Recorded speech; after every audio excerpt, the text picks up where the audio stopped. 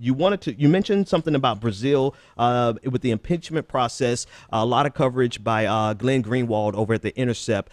Tell me a little bit more about what you've been reading and what you want the audience to hear about. Yeah, I think for anybody who's, a little bit versed in some of the international politics going on, you have a center-left party in Brazil that is corrupt.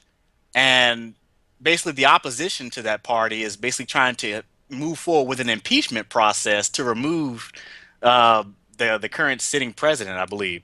Now, here's the problem with that. They're going to replace that person not with someone from the same party. They're Hmm. going to replace the elected person with someone from the opposite party that lost the election.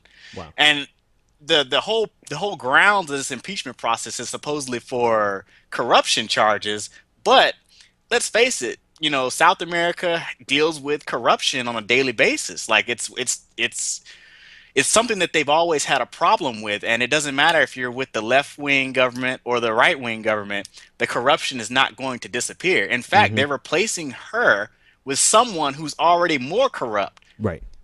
And it's just unbelievable. Like basically they're using this corruption to kind of circumvent the democratic process.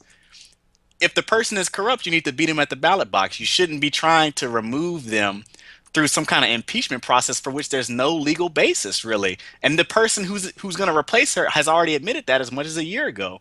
And this is all in Glenn Greenwald's piece on The Intercept. And I think when you think about Latin America in particular, all the coups that have gone on, all the destabilization efforts, and the United States involvement down there to various ends, Hmm. you have to really understand that down there they are fighting an ideological war against neoliberalism for the most part. Hmm. And it almost mirrors what we have going on here, except they're coming from a much darker place.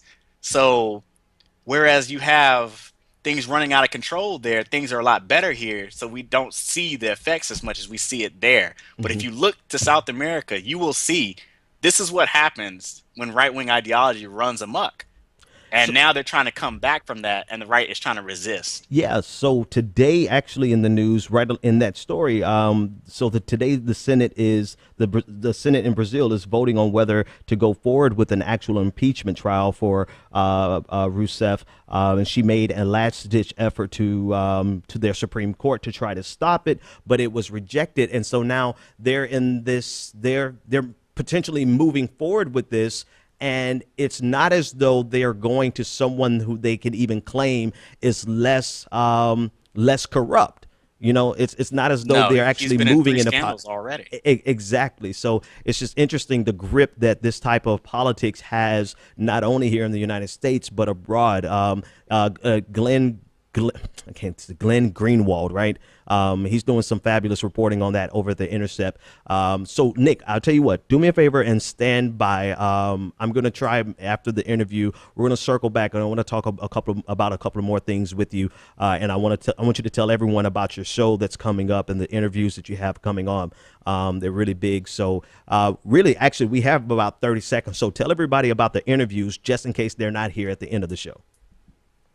Basically, I'm going to be doing some interviews with notable authors. I have almost like a list that I have on the side here of people that I'm trying to get to Hmm. interview because there's a lot of information out there that I really think this platform could really benefit from and exposing our viewers to it. Hmm. But right off the bat, I'm going to be bringing on Thomas Frank and John Perkins. John Perkins, the author of Yep. the New Confessions of an Economic Hitman, Yep. and I'll also be doing Thomas Frank. And then I'm going to try to mix in, great minds from various different books that they've written or various causes that they're supporting, Yeah. and probably have those interviews up for everybody to see. Cool. We've got to compare notes on who we're going after for on the interviews because I'm not going to lie. I wanted to get Thomas Frank, but you got him first. So go ahead with Thomas Frank. I'm not going to steal him from underneath you. But let's compare notes on the next interview. So I'm really excited about that for you and for the channel. So I want everyone to be here for those interviews, which will be live. The first one is on what date, Nick? The first one should be May 16th. Okay. That's And next Monday. That's Monday coming up. Monday. Right. And then the second one, I believe, is on the 23rd, correct? Yes, the Okay. second was on the 23rd. John Perkins. Great. We'll be doing a lot of promotion for it. Looking forward to both of those great interviews. We want you guys here. Support Nick on his show as he gets ready to launch it from the interview perspective. Nick, thanks so much. I'll buzz you up as soon as I'm ready to get the end part of the show. Okay. No problem. All right. Thanks, man.